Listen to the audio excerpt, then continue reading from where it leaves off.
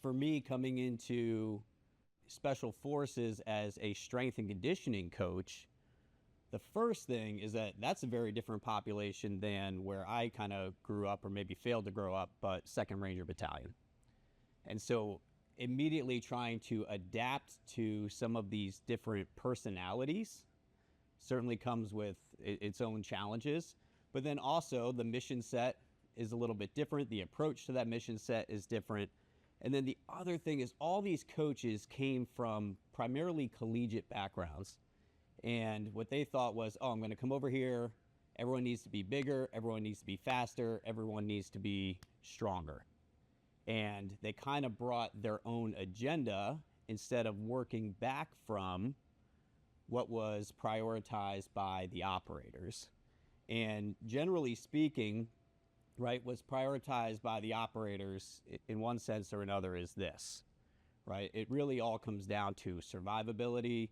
It comes down to lethality. And so this quickly became sort of that priority, and we did a better job. So I know you had Brandon Orr come out, and we had other mental performance coaches like that who started to really understand the cognitive side of the house. And what we realized from a strength and conditioning perspective is that nobody was necessarily winning or losing a war based on physical fitness. But what it did was serve as a platform for other qualities that really are so much more important. And we all know, like, the moment that we fatigue, what starts to happen to our cognitive capabilities, right? They no doubt decline. And the other thing that we started to run into was some folks who were trying to extend their career within the unit and then also extend life and health beyond the unit. And so we started to become a little less worrisome about X's and O's of strength and conditioning and worrying about, for example, the tests that James was mentioning. And we started to look at things, it's a cliche term, but a little bit more holistically. And in doing that, what we started to notice was a lot of the things that keep people alive can also start to become the things, when extended over time, that tear people down. And for me, jokes aside, in transitioning into this civilian world for the second time, this is no doubt something that I ran into, right? Relying on things from the past to try to bring into a totally different life and to extend that life over time. One of those things is vigilance. We would all think like, yeah, without a doubt, vigilance is a positive quality, right? But we can't be hyper vigilant everywhere all the time, right? We need to be able to dial up. We need to be able to dial back. There should be environments in which we feel safe, but a lot of us start to fail to be able to flip that switch of vigilance, and we never turn it off. Even more so, I would say, is this one, compartmentalization. Right? This is something when we are, for example, in a combat zone, we're going to rely on compartmentalization heavily because, for example, when we lost my platoon sergeant, right, we had a mission the next night and we had a mission the next night. And so we can't let those emotions bleed over into other operations. We need to be able to put those somewhere.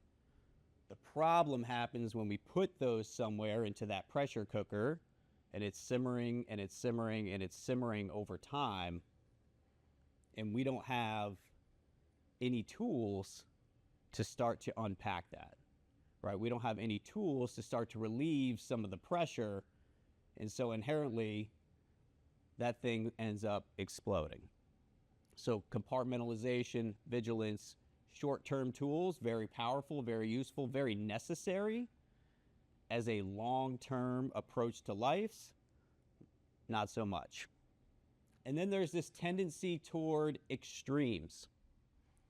With regard to strength and conditioning, what we see is a lot of people are either all on the program or they're all off the program, right? They're dialed in. They've got their nutrition going on. Maybe they're throwing down some supplements. They're hitting all the protein markers. They're training, 2 times a day, they're in the shape of their life, or they're totally off of that program and they're not touching fitness at all. This can work pretty well within the special operations setting because it kind of times up with other demands. So when they're off the program, it's probably because they're still physically active, whether it's at some type of school, some type of selection, maybe it's overseas, downrange. And so there's still a level of physicality that's taking place, even if it's not organized training. The problem is what we see is folks hit the civilian world and they're in that off phase, and then that off phase becomes maintained over time, and suddenly they find themselves, in a type of shape that they never really thought that they would be in. So the tendency toward extremes certainly happens with regard to strength and conditioning, and then it also happens for other components of life. And so when we don't have something that kind of, scratches that itch of our preference for extremes, so like when I don't have that next deployment coming up, and instead I've just got regular life in front of me over and over kind of droning on, I'm going to start to seek out those extremes. And a lot of times when I start to seek out those extremes, I'm going to do it in a really unhealthy way. And when I say I do say I for a reason. And this is where a lot of us certainly land, right, with regard to alcohol. One, because like I said, we need something to kind of turn things down. We need to downregulate a little bit. And a lot of times this is our solution. How do we sleep? A lot of times alcohol. How do we cope? A lot of times alcohol. How do we socialize with a society that doesn't understand you and where you're coming from? A lot of times alcohol. For me, I had a job. It was an awesome job. After my time coaching at First Group, I took over as the lead for the National Strength and Conditioning Association for their tactical program. And essentially what that meant is I was just a liaison between the organization and the field being all the human performance professionals that service anyone in the military, law enforcement, and fire rescue communities, and that's worldwide. And so my main role was to just go travel and to just go interact with all of these different people, which is awesome. But if you want to talk about setting yourself up for extremes, so you're on the road, this meant I definitely wasn't going to train, and I'm socializing all the time with a lot of new people, a lot of new faces, a lot of uncomfortable situations, companies paying for not only my drinks, but the drinks of everybody else at the table, right? So you can start to lean into these things. So what we started to realize is really this. Does anybody know what this is? I just learned this making this slideshow. Has anybody heard the term immortal with regard to a jellyfish? So I wanted some depiction, some imagery for immortality. And that's when I learned that the jellyfish is about the closest living thing to immortality. And so, anyway, that's the whole imagery. That's really all I was going with that. But longevity, right? So what we started to think was like bigger, faster, stronger. Like that makes sense. In fact, I'm going to use this board just real quick. We always talk about like this human performance pyramid, 0 for 1. If we're 0 for everything, we'll be okay. We got a spare. Cool. I got a quick resupply. There we go. We're going blue. So in the human performance world, we often bring up this pyramid. We'll talk about the bottom is something like, I'm just going to say like movement and mindset.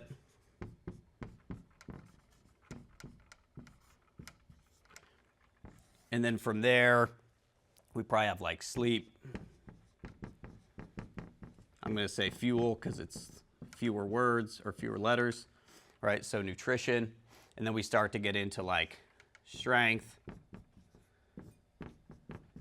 endurance, and then at the tip of this thing, right where it belongs, is going to be lethality.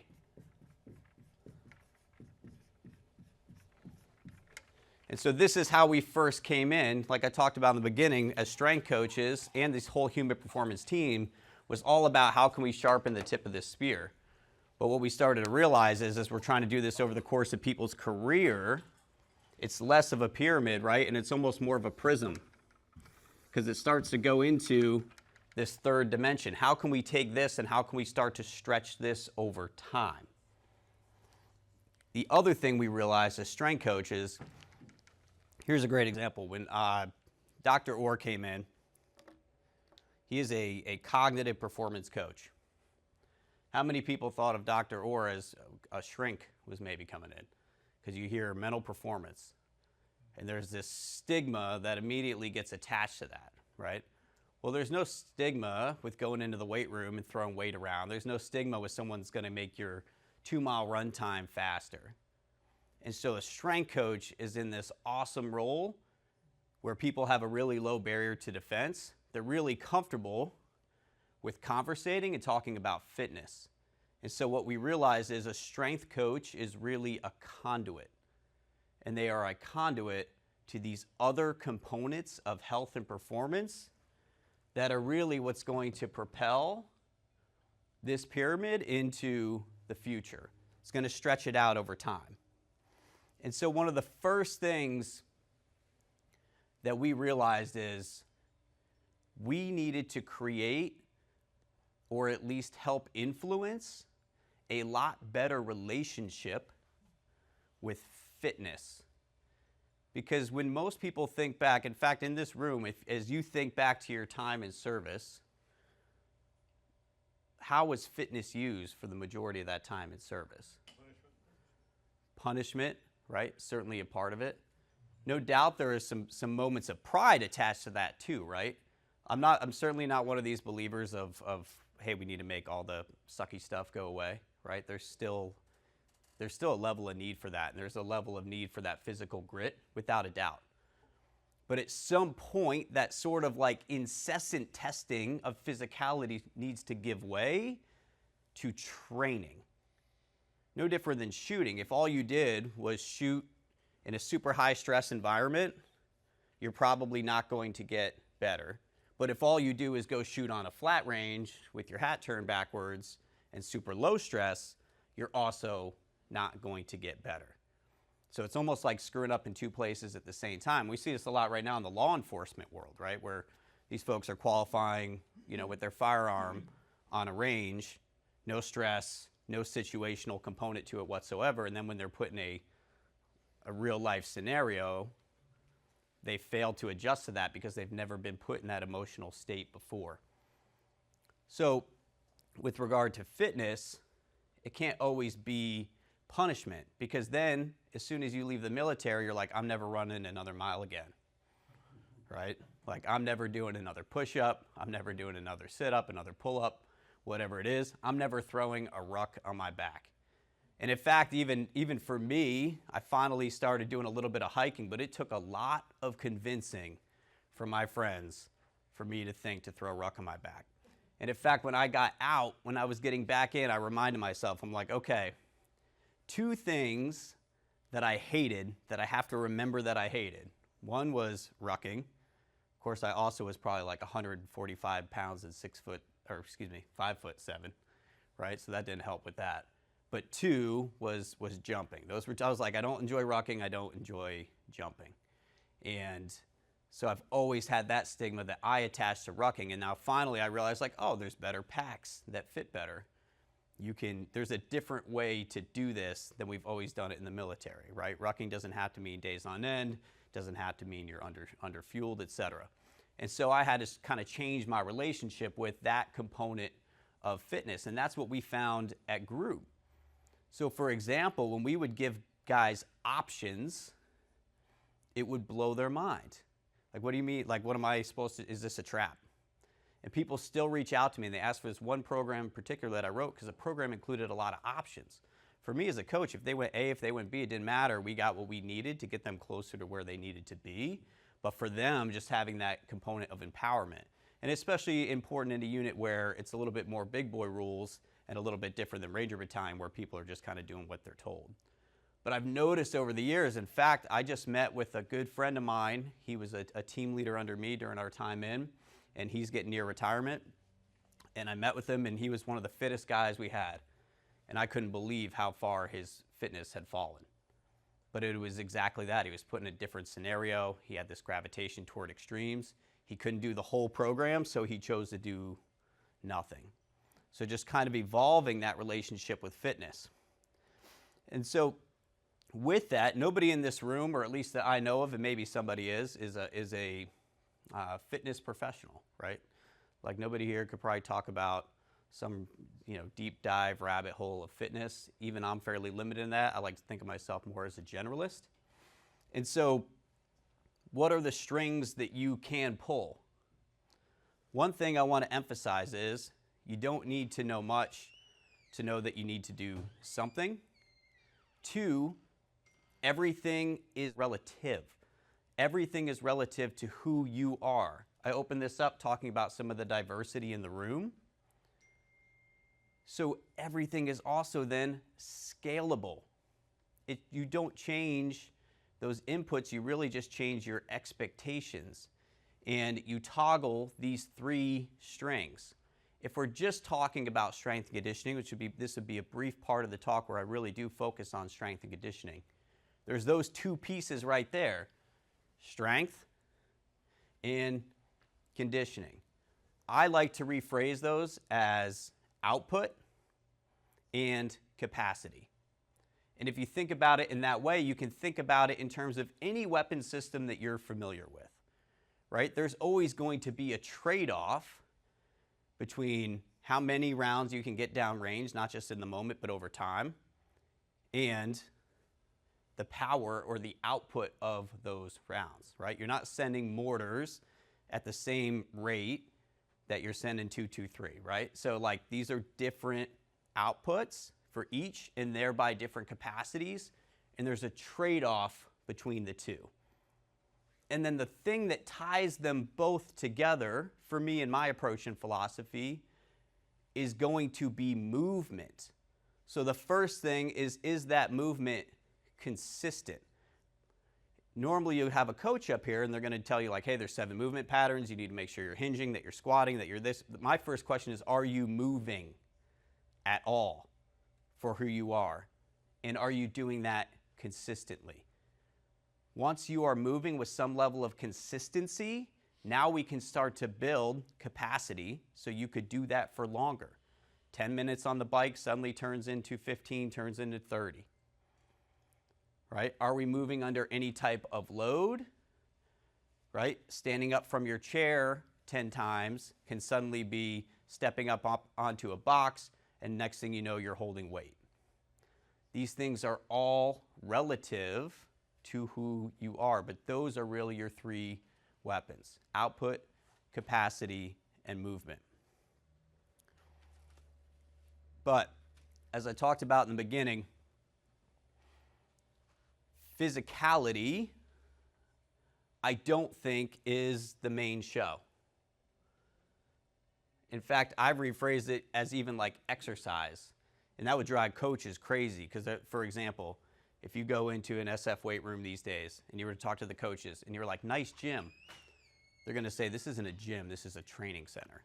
This is a training facility. It's a pet peeve with those guys. And while I understand that mindset of professionalizing your training and aligning it with your job, I also think back to, we were interviewing this guy, Jay Merlino, for a job out in DC with a special missions unit out there. And he was going to be our boss. And we're grilling him on all the X's and O's and all these different things. And Jay looks at me and he's like, hey, guys, I got to stop you for just like 1 second. And we're like, what is it? And he's like, we're talking about exercise. This is just exercise. And I thought that was a good moment of humility and a good reminder that that really is what we're talking about. And especially when we're looking to sustain this, 1, over the course of someone's career, and 2, beyond. But the third part of that is, what happens as soon as you start working out? What's that? Start feeling better. Start feeling better. And then maybe you start sleeping better. Maybe you start eating a little bit better. Maybe you feel a little more comfortable, a little more confident. You start going out in public. You start socializing more, right? And so that physical fitness piece is really just kind of this Trojan horse that we use to sneak in conversations about all these other things. one of those other things, and for me, I used to call sleep my final frontier. I was like, I will never conquer that thing. Right? I finally have. It is absolutely life-changing. Not only that, you see a lot more benefits of all the other things you're doing right, because this is when everything actually happens. Sleep is when the actual magic happens. How many people in this room feel like they sleep really well? So a little under 50%, which is honestly even considerably higher than I anticipated the answer being, right? So the reason I use the panda in this, anybody know why the panda sleeps so well?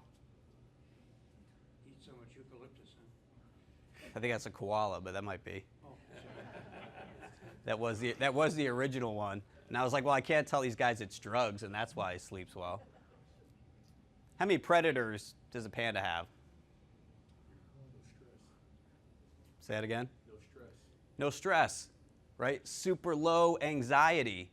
Remember in the beginning when we talked about vigilance, and then hypervigilance, and then the inability to downregulate and turn that off? Well, if we're using some type of aid, drugs, alcohol, etc., to help us downregulate, turn that off, yeah, our sleep quantity might increase, but your sleep quality is going to be absolutely thrashed. So instead, you have to deal with that underlying component, which is whatever the reason is you are not sleeping. And sometimes that reason is going to be stress. In fact, oftentimes. This one's obvious, and any dietitian in the world probably kill me for throwing this up here. This is my nutrition slide, right? Know your audience. But think about fueling, and especially as you are aging, protein intake is going to become even more important. This also ties into hydration. And again, all of these things, checking these boxes, are also going to help. All this stuff is interwoven. This is going to help you be stronger. This is going to help you sleep better. This is going to help with stress mitigation, stress management. All right, so what I would never put on a slide in a military setting is the word mindfulness, right? Because as soon as I put mindfulness, you're like, this guy's going to bust out a tambourine. He's going to take his shoes off and be barefoot. This is going to get weird. All right?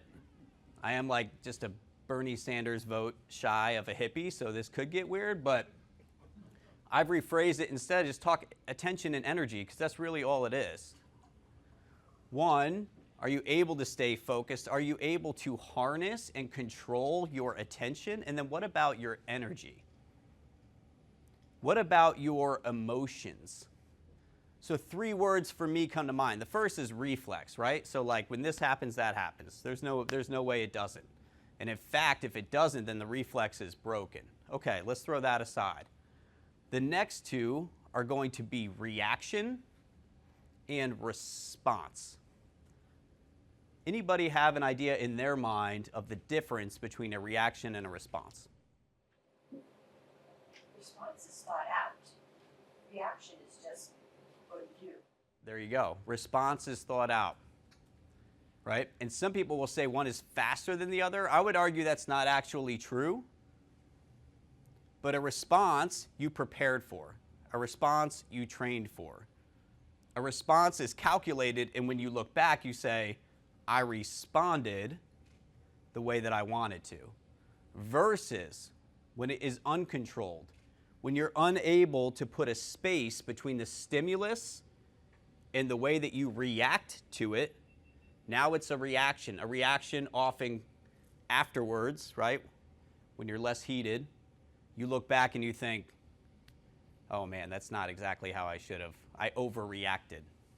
That's probably not the way I should have responded in that scenario, right? And you start to have maybe a little bit of regret around it. Or you just think about your level of reaction and how it didn't match the stimulus. Easiest example, someone cuts you off in traffic, right? Like, is there really a scenario where you can think back and go, yeah, that guy cut me off and I was justified. I got on his ass, I flipped him off, right? I've gotten out of my car. I ripped somebody else out of the front seat of their car through the window. And I ain't a big dude, but I was that mad. For what? For what? Now imagine you do that same scenario and you've got your wife and you've got your kid in the car. For what? And really all it was that inability, right, to like put something between so this chain reaction is happening. And I couldn't press pause. Well, if we think about why, 1, maybe we're fairly unfit from a physical perspective. 2, maybe we're not sleeping. 3, maybe we're not eating well. 4, we're not intentionally managing our attention and energy.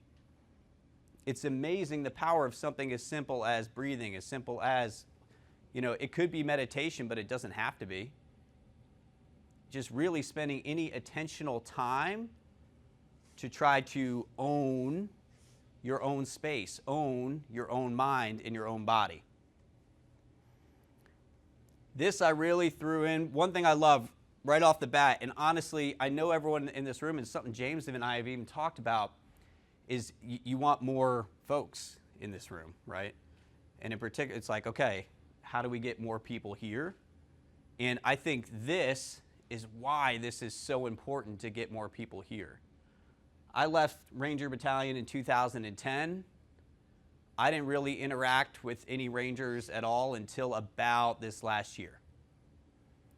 And now I stayed sort of in the community as a coach within special operations, and it wasn't a conscious choice necessarily, right? But I just didn't maintain that social connection. And I think it's so important because you're the only people who really understand each other at a level the rest of the world never will. And there's a lot of folks that are probably getting out right now or got out in the last 10 years like me who thought, I'm a high performer, I can go do this in the civilian world. And they're probably out there doing it, but there's a piece of them that is missing this social element with like-minded people, and they need this. They need this. And so even for yourself, if you find yourself in a scenario where you start to come to less of the meetings, or you start to be the person that shows up and everyone's like, oh wow, I haven't seen you in a while. Start to be pretty intentional, about maintaining that socialization and about reaching out to anybody that you don't see coming into this room. And honestly, I just thought I couldn't pass up a moment talking to a bunch of SF guys where I could have a slide of dudes hugging each other. All right, and then this last one. This is a tough one for me to talk about. I'm not somebody who is religious in any way.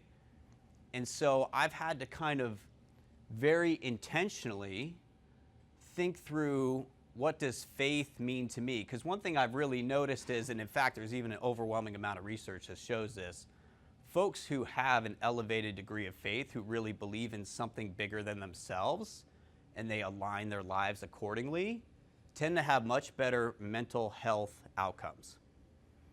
And so I thought, well, that sounds like a pretty good place to be, but I'm not going to magically find God, and quite honestly, I'm not even going to go necessarily looking for him.